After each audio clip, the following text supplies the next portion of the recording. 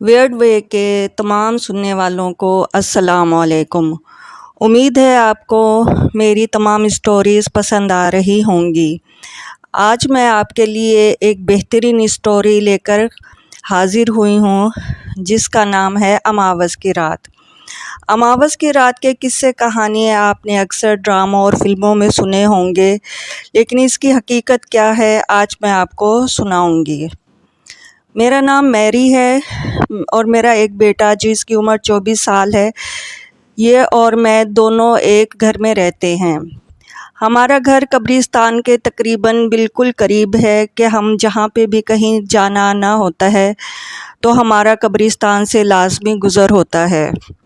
اس دن اماوس کی رات تھی اور میں نے اپنے بیٹے کو بہت روکا کہ آج اماوس کی رات ہے، تم گھر سے بیٹا باہر نہیں نکلنا۔ اماوس کی رات کو جو بھی گھر سے باہر نکلتا ہے وہ واپس نہیں آتا۔ اماوس کی رات کو لازمی چڑیلیں جن بھوت نکلتے ہیں اور جو بھی انہیں روڈ پہ یا کہیں بھی نظر آتا ہے وہ اسے زندہ نہیں چھوڑتے۔ میں نے اپنے بیٹے کو بہت سمجھایا لیکن میرا بیٹا بالکل نہ سمجھا۔ وہ بہت ضدی تھا اور وہ بہت زیادہ ہٹ دھرمی کر رہا تھا کہ ماں مجھے کچھ نہیں ہوتا، میں ایک صحت مند اور بہادر انسان ہوں، میں کسی جن چڑیل سے نہیں ڈرتا، آپ میری طرف سے پریشان نہ ہوں، بس مجھے باہر جانے کی اجازت دے دیں۔ میں اپنے بیٹے کو کسی صورت بھی باہر جانے کی اجازت نہیں دے رہی تھی۔ مجھے پتا تھا کہ اگر یہ گھر سے باہر چلا گیا تو یہ واپس نہیں آئے گا، لیکن وہ ڈیوڈ جو تھا وہ کسی صورت نہیں مان رہا تھا۔ میں نے کہا ڈیوڈ بیٹا آپ نہیں جاؤ، آج اماوس کی رات ہے، کچھ بھی ہو جائے چڑیلیں نکلتی ہیں، تم مانو یا نہ مانو لیکن چڑیلیں باہر نکلتی ہیں اور وہ کسی کو نہیں چھوڑتی۔ لیکن وہ ڈیوڈ کسی طرح نہیں مانا اور الٹا میرا مذاق اڑاتے ہوئے گھر سے نکل گیا اور اپنے من ہی من میں بول رہا تھا کہ میری ماں سے بڑھ کے کوئی چڑیل ہو سکتی ہے کیا، اور یہی کہتا ہوا میرا مذاق اڑاتے ہوئے وہ گھر سے نکلا۔ اور اس نے جیسے ہی قبرستان میں قدم رکھا تو وہ قبروں کو بھی ہاتھ مارتا ہوا جا رہا تھا اور ان کا مذاق اڑا رہا تھا کہ اٹھو تم لوگ کیوں سوئے ہوئے ہو، آج اماوس کی رات ہے، اٹھو۔ لیکن تم لوگ تو سوئے ہوئے ہو، تمہیں نہیں پتہ کہ آج تم لوگوں نے انسانوں کو کھانا ہے، آج تمہاری دعوت ہے، اٹھو اٹھو۔ وہ ہر قبر پہ ہاتھ مار رہا تھا اور ان کا مذاق اڑا رہا تھا۔ اسی طرح وہ چلتا گیا اور راستے میں تھیٹر آیا تو اس نے سوچا چلو میں پکچر دیکھوں۔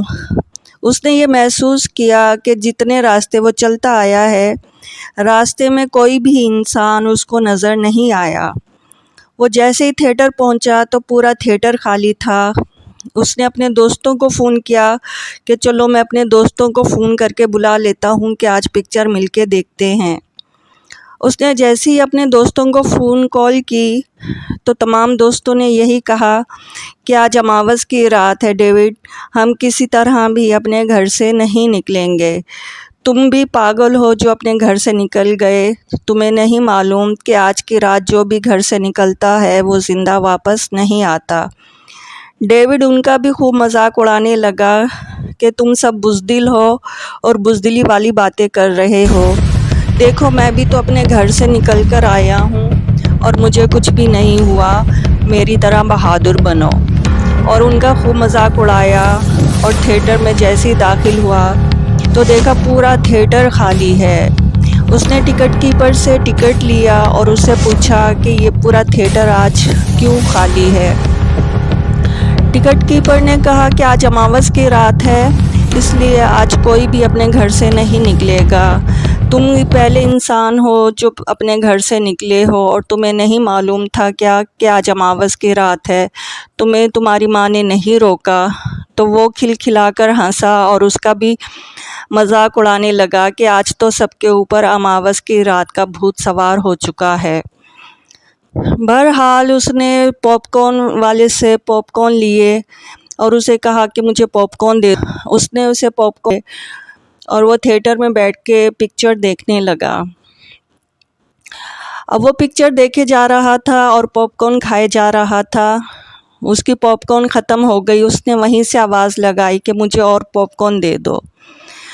تو وہ پاپ کارن والا آندھی کی تیزی سے اس کے پاس آیا اور کہا لو صاحب.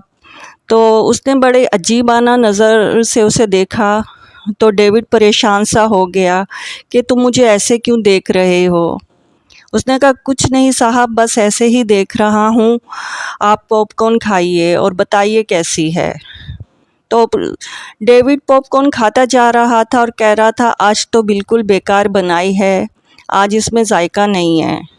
اور پکچر بھی اسے کوئی خاص پسند نہیں آئی، اور وہ پکچر کا بھی مذاق اڑاتا ہوا گھر تھیٹر سے نکل گیا. اور پورے راستے یہی کہتا آ رہا تھا آج تو میرے پیسے ضائع گئے، مجھے پکچر بالکل بھی پسند نہیں آئی، بالکل بیکار پکچر تھی. کہ چلو اس بہانے میری بھوت سے ملاقات ہو جائے گی، ان سے میں دو ہاتھ تو کر لوں گا. اور وہ من ہی من میں مسکرا رہا تھا کہ میں آج جا کے اپنی ماں کو بتاؤں گا، دیکھو مجھے کہیں بھی کوئی بھوت چڑیل نظر نہیں آئی، آپ تو ایسی خام خام میں مجھے ڈرا رہی تھی. اب جیسے ہی وہ قبرستان میں انٹر ہوا گھر جانے کے لیے، تو اس نے دیکھا کہ قبرستان کا نقشہ ہی بدلا ہوا ہے. چاروں طرف قبرستان میں بادل ہیں، سفید دھواں سا اٹھ رہا ہے، اور ایک عجیب سی آواز "وی وانٹڈ یو" کی آواز ہلکے اس کے کان میں گونج رہی تھی. اب وہ تھوڑا سا پریشان تو ہوا، لیکن اس نے اپنے دل کو تسلی دی کہ کچھ نہیں ہوتا ڈیوڈ، تم تو ایک بہادر انسان ہو، تمہیں ڈرنے کی بھلا کیا ضرورت ہے. بس اسی طرح وہ آگے بڑھے جا رہا تھا تو اس نے محسوس کیا کہ اس کے قدموں کے ساتھ کسی اور کے قدموں کی بھی آواز ہے. اس نے پیچھے مڑ کے دیکھا تو اسے کوئی نظر نہیں آیا. اس نے خود کو تسلی دی اور پھر آگے بڑھا. ابھی وہ آگے ہی بڑھا تھا تو اس نے دیکھا کہ چاروں طرف سے مردوں نے اس کے اوپر اٹیک کیا. وہ تیز تیز قدم اٹھاتا ہوا گھر کی طرف بھاگا. ابھی گھر کی دہلیز پر قدم ہی رکھا تھا تو سامنے ایک چڑیل کھڑی تھی. وہ اتنا تیزی سے بھاگ رہا تھا کہ جا کے چڑیل سے ٹکرا گیا. اب پیچھے سے ایک اور چڑیل نے اس کے اوپر اٹیک کیا. وہ وار اتنا خطرناک تھا کہ اس کے جسم کے 2 ٹکڑے ہو گئے اور وہ وہیں پہ نیست و نابود ہو گیا. تو دوستو یہ بھوت کے مذاق اڑانے کا انجام ہوا. دیکھیں کیسی اماوس کی رات میں اس کی جان چلی گئی. تو دوستو آپ کو آج کی کہانی کیسی لگی؟ امید ہے پسند آئی ہوگی. پسند آئی ہے تو ہمارے چینل کو سبسکرائب کریں اور بیل آئیکن کو پریس کریں.